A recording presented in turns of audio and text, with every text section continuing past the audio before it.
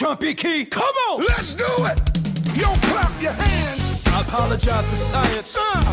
No disrespect to medicine. Kirk Franklin, yo! But I was created to worship. Listen, New life! I was made to worship worship you.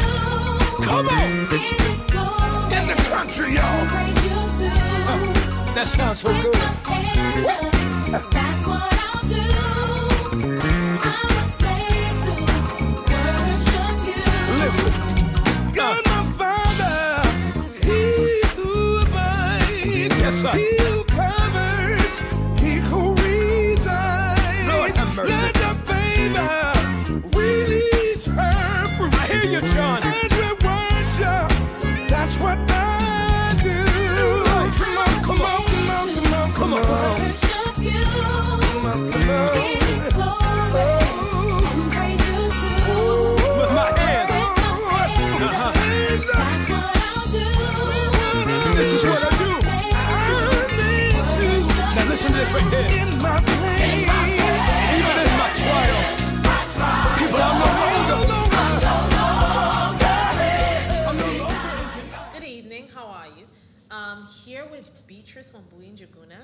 I've had the privilege tonight to attend her book launch and her book signing, and the book is called Picking Up the Pieces, and of course at the end of the show I'll let you know where to pick up a copy for yourself. I already started reading it and it's a good read, but okay, let's get right into it. Today I heard a lot of people describe you as a person. I heard resilient, a dreamer, somebody who's very disciplined, somebody who's authentic and real.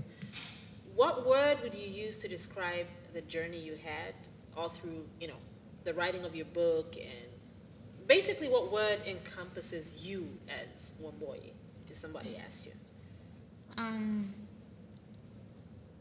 The word that would describe me, I may not have that one because I'm a part of this and a part of that other one. Mm-hmm. You mentioned resilience, which would be true about me. Mm-hmm. I mean, I've been through stuff, and I say I've been through life, and life has been through me. So, but the good thing is that I've been resistant enough to stand.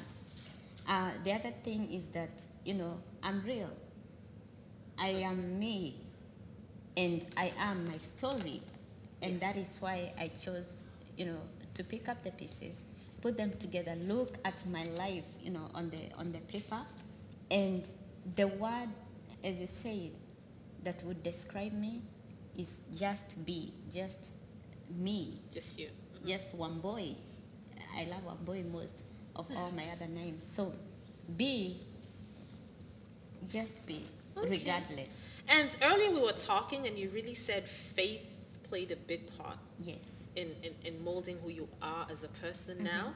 And of course, people dream about things and things to do, but nobody, a couple times, it's hard for you to actually put the dream into realization. Like, Yes. for instance, you turned it around and put it into a book.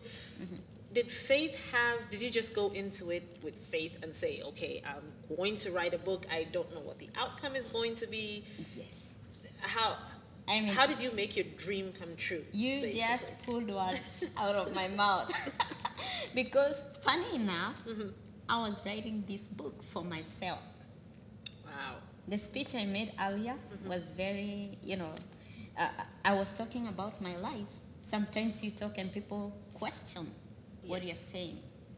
And one of the things I wanted to do is to look at my thoughts.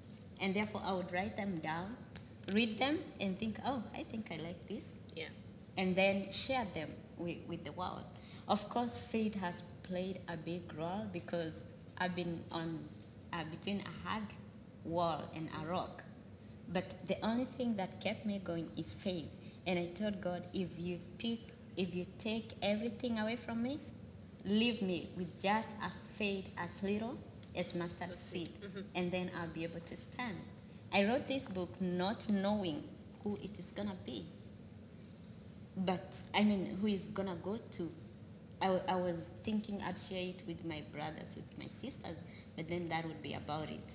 But look what happened today. I know, and I know you actually part of it, in one interview I heard, you said that Facebook, you actually used to wake up and your thoughts, you'd pen your thoughts on Facebook, regardless of who responded or didn't. But of course, people felt like they were close to you, or a lot of people related to you, regardless of what their situation was. Yeah. Did social media have a big role to play? Did you feel, and not in a bad way, because a lot of people think social media is negative, but if you're going through something, you feel like, okay, I'm just going to put it out there.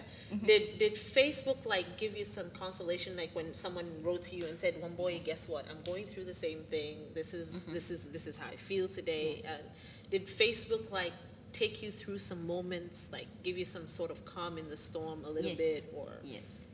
People may not know this, but when I left Dallas to go to California, I did not know a lot of people. I did not talk to a lot of people. I did not stay in contact with a lot of people. But I would express my thoughts on Facebook. Facebook was my family. yeah, Facebook is the friend you sit down with and talk with. yep. There was interaction, and before I knew it, people were responding. They were Yeah. paying attention. Like this one girl really fascinated me. In Kenya, I usually write my post between 4 and 6 a.m. of American time. Of in American time, which should be California. what, like so midnight? this Yeah. girl would be in Kenya around 4 p.m. Yes. That's about time they have tea in their office. Oh, okay. And she, a person in the office, noticed that she's always walking out and coming back with a smile. Wow. And they wanted to know what's been going on. So she told them, I usually have a Facebook date. Wow. Because you go to the wherever and read my story and then come back smiling. And say, okay. And that was touching. Another friend told me a friend visited her house and found her laughing. And she said, oh, what is it? And she was glued to the computer. And she said, oh, it's my friend. You should hear her stories. From that day, that woman booked a session 2 Yes. days a week. She would come to the house and tell her, please open for me your Facebook. And she'd read Wow. the stories for the week. So those things are humbling. Okay, so basically you've kind of started a little movement of I didn't women realize. I did not realize. women who want to get into groups, and Yeah, I mean, and so even men. I've had I wrote about my failure in nursing school, yes, and I didn't realize I was just, waking up. And the other thing is that I was writing this as I went through my nursing school because I had failed before. And every morning I'd wake up, I'm talking to Wambui before I can even talk to anybody else. So what is that one thing? Because I'm an immigrant. You're an immigrant. Yes. We both. What is that thing that tells you? Because of course in Kenya we came from a system which once you fail you got to find something else to do.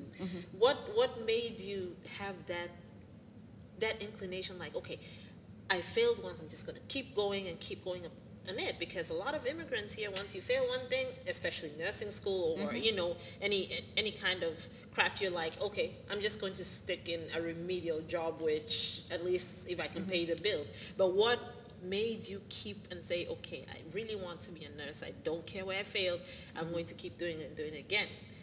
Well, what made you keep? one of the things that, I call this book again, Picking Up the Pieces. And I realized you cannot pick what you did not break. Yes. You cannot pick what is not broken. And that was the easiest thing to pick, going back to school, because the decision was mine. The decision had to be voluntarily from me. And the resources somehow, I was able to do that. But I realized the dream that I had back then, in 2008 when I went to this nursing school, it was still inside of me. And I realized, well, I was one of those people who said, it's not for me, and I started something else. But then one day I woke up and I said, I wasn't crazy when I wanted to be a nurse. And I can do it again. Actually, I woke up one day with no prior preparation and went to this school. they had their final day of intake. And I told them, I want to be in this school. And they said, oh, we just did our last intake. I told them, no, I know there are some people who are going to drop off, before the whole process. So they allowed me to do the exam and everything. And then now, every day I woke up to, like, this book starts with my first day in nursing school. Yes. And I'm reminding myself of my first day in grade school, in class 1. By then, we were being told to, the test was... Yes, you've got to put your hands over here, or And I you're not, couldn't. you're not able I to go to couldn't. the next, yes. And That what I was a did- serious, actually, Yeah. guys, that was a serious, it is not a myth, that Yeah. was a serious test. You had to put Yeah. your hand over your So, ear. and in I order was for you so to- tiny, you can imagine even now I struggle. Look, I still struggle to Yeah. do that. But I reminded myself of that first day in that school. A 7-year-old. I went back home, I got my mom. I told her, we are not going to be doing this every day. There had better be a better test. A better And you test. had better go tell the teacher. So we went with my mom, and I told the head teacher, you had better give me a better test. And she told me, write 1 to 10, write 1 to 20, A, B, C, D. Wow. I got my test. And I got to the school, and I was most of the time the top student. So these memories, I carried them with me to my nursing school, and I told myself, if that 7-year-old could be that determined, I can make it. And I did make it. Wow. Well, it sounds like you've always been able to overcome whatever battle you had. I know and anybody who picks up the book, you're going to hear about, of course, immigration, divorce. You've gone through, losing your mom at an early age. So you really didn't have that motherly figure, although today you did talk about people who've influenced you and taken over that role. What's the toughest battle you think you've fought? Wow. And is there like one you've said, oh my goodness, that one, if I could overcome that battle, I think I can overcome everything or anything? Is there a tough one? Wow. I say wow because they are serious. I didn't ask for them, but they came. Of course, one of them was my divorce, and that beat my self-esteem to 0. Yeah, and I actually wanted to ask because you said that your marriage ended at the reception. Something alluding to something that close to fact, that. and of course I know it's coming in the later book, but could you kind of like touch on? Yeah, because you get married to this person and you get to the house, they don't talk to you. Right after the wedding? Yep. And you Oh, had wow. known them for 7 years, so it's not like you met a stranger in the street.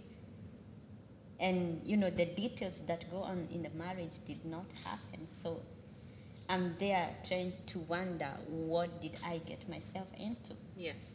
But I still wanted to fight. I still wanted to figure out. Yes. And then before, when things look like they are shaping up, Yes. he tells you, excuse me, I already moved on, forget it. Wow.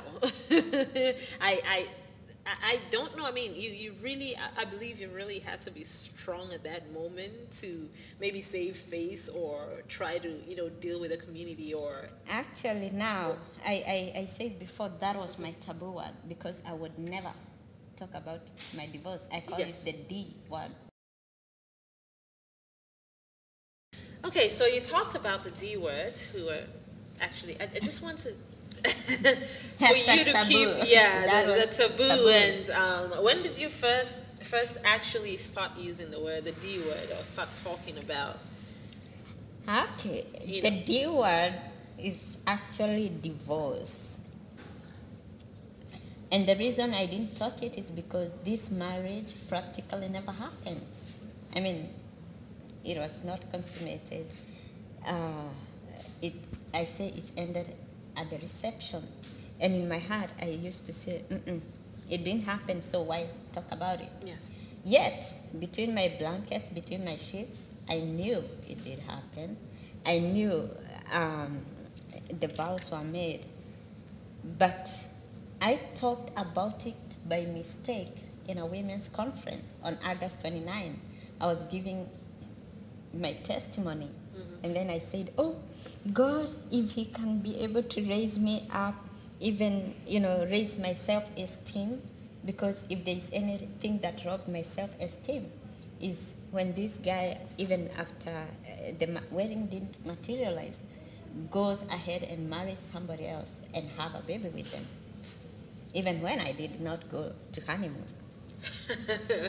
That broke me to even bigger pieces than any other thing in my life. So I was going to ask, I know you went through a lot. There's one lady who spoke today how she opened her door to you at 3 a.m. in the morning. She sounded like one of the people who really was there for you. But throughout your journey, I'm pretty sure you met people who were never there for you, or friends you thought were going to be there for you, who were not there for you, and of course your ex-husband now. The word forgiveness. Did you totally forgive everybody? Yes. Did you come to a point where you said, I'm going to forgive everybody? Was forgiveness hard for you to come by? And just let in the everything beginning, go? in the beginning, I was like, why me? But then down the line, I realized that is a very selfish question, because who else could it have been? Did I want my sister to go where I went through, or my friend, or whoever else? But one of the things that have really healed me out of all this is forgiveness. If it wasn't for forgiveness, I probably wouldn't even be here. I left Dallas at night, and not literally at night. I didn't want anybody to know where I was going, because I felt like I had been rejected. I felt like nobody really cared, even though people did care, but I was so broken even to realize that they did. Wow, okay. So, and I know one of those times, and you have it here in your book, where I'm going to read a little snippet. It says, it's good to have a good look of where you have come from. Year 2010 was the most trying year of my life. It's a time I went down to zero. I cried myself silly. I beat myself up and preached myself the silly message that I just can't make it. It's the year when my breakthrough was near yet too far. I believe, there's a time where you went through, suicide by the lake, where you said, okay, I'm going to just end it all. And you said that you saw this Image. Yes, image. Yeah, let me just say a little bit of that, because I had reached the end of myself, and this lake, White Rock Lake in Dallas, I used to go there. I love water. I like the image of water and the sound of water.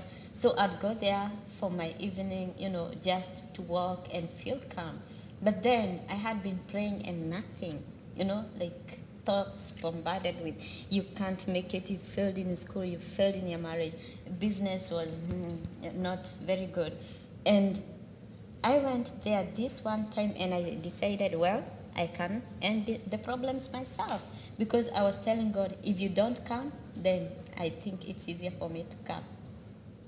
And I was looking down at the water. It was in the evening, and the sun, there was sunset. And of course, the first thing you see in the water is your own image. Yep. And then around my head was the ray of the sun. It could have been a coincidence, but I saw something glorious. I saw something beautiful. And this voice said, I made you in my own image. And if you can find that image in you, you'll be good to go. You wouldn't have to worry about nothing. And I went back to my house, and I started looking and searching for Wambui. And that's what this book. Okay, and we're going to find out a lot about you, and that's like, not a lot of people can say that they went through that. And I wish all of you were here today when she was unveiling the book. There are a couple emotional moments where, So in closing, there's this song by Smokey Norfolk, which I love. It's called Dear God, and we'll play it for you at the end of the segment. I love it. It's a heartfelt letter to God. And it's so funny when you mention that, because I used to cry between my sheets, and I'm playing Smokey Norfolk song which says, I understand. Yes. I understand. I'm the Lord I see. And you see me through. And those are some of the songs that I could play even when I was speechless. And they would help me sleep to the night and wake up in the morning strong, because I'm the Lord I see and I understand. So right now, if you had a chance to tell, after all this, after you've done your book launch and everything, and you were to pen a letter to God, what would you? Oh, please. For one, What would you tell him? For one, I would tell him thank you. It may sound crazy to tell God thank you after putting me all through this, Yeah. but I realize that I'm stronger than I think. I realize that this God actually wants the best for us. I may never understand why, all those things happen, but when I look back, I have seen traces and, big chunks of reasons why. For example, with my first marriage, even after I thought this girl had taken my place, she was also kicked out. And not just her, with the baby. Number two is my move to California. I couldn't have been a better person. I couldn't have, gone to that extra mark. I couldn't have been stronger. I couldn't have had faith as I do. And probably I couldn't have been talking the way I'm talking. Okay, and I know your dad was here today. He had a proud, Yes. her dad was here from Kenya today. Very proud father-daughter moment. And I'm pretty sure he has, he's been your rock, he's been your guide through all this. Yes. Anything else like you'd like to tell? Any words of wisdom per se? Since you're very learned in the journey of life. Yeah. You can actually speak to people, and I know she has 3 more books coming out, and I'm pretty sure we'll see you in a couple conferences, motivational speaking and all that. Is there anything you'd like to say for anybody who's going through a tough time, or even if you're not going through a tough time, basically like life? Life. How do you live life? I don't How do know. you go through life? I How mean, do you pick up the pieces? And I may not even have answers to those things. To all those. But one thing that has been so sure is that failure is not final. And your story cannot end in a day. It cannot end in hours. It cannot end in a month. We are a lifelong story. And I have seen myself in tears. I have seen myself happy. I have, as I said before, I had to put down my life in thoughts. In words. And when I read back, sometimes I'm like, really? I'm reading it like a second a person. second person, yeah. Because the other thing I would say is that some of these things are pure inspiration. Sometimes I don't even know how the materials get together to become sentences, words, and all that. But one of the things, I was talking about the series of these books, they are going to be pick up, acknowledge that pain happened, failure happened. Then pick it up, look at it, look closely. How did it happen? What happened? And then put them together. My next book is called Piecing the Pieces, like putting them together.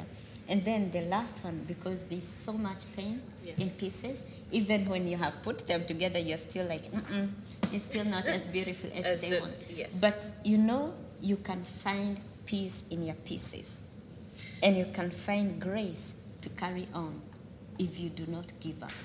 Well, thank you very much, Beatrice. It was lovely meeting you. And thank ladies and you gentlemen, so much. go ahead and pick up this. I know I'm going to be reading it. It's great. It's $20. They can pick it up at Amazon. It's on Amazon, I believe, right now. $20. Go ahead and pick up.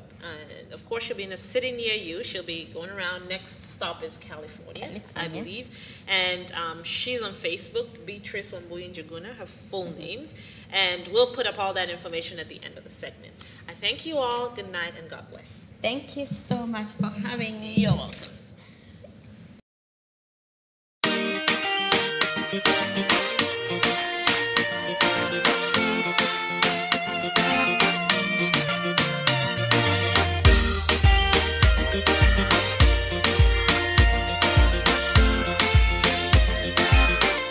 Where you go, I go. Where you stay, I stay. Where you move, I move. I will follow you. Where you go, I go. Where you stay, I stay. Where you move, I move. I will follow you.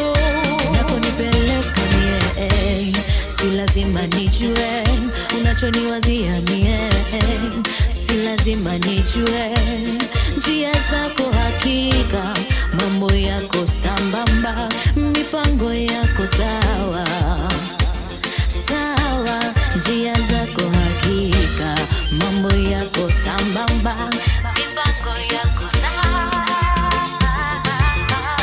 Where you go, I go. Where you stay, I stay. Where you move, I move. I will follow you. Where you go, I go. Where you stay, I stay. Where you move, I move. I will follow you. Hakuna dhiki, hakuna chuki, wala unafiki. Ni marafiki, kuna amani.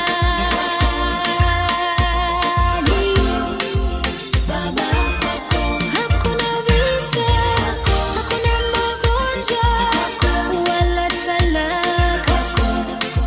Kuna upendo tele, furaha, umoja. Where you go, I go. Where you stay, I stay. Where you move, I move. I will follow you. Where you go, I go. Where you stay, I stay. Where you move, I move. I will follow you. Where you go, I go. Where you stay, I stay. Where you move, I move. I will follow you. I go, I stay, I move.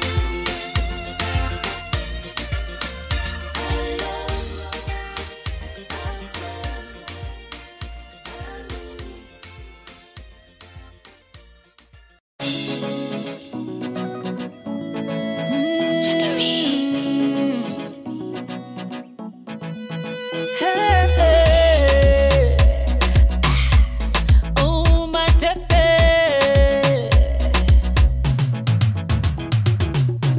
Yesu amempa shetani mateke, sababu ya mateke mimi niko huru.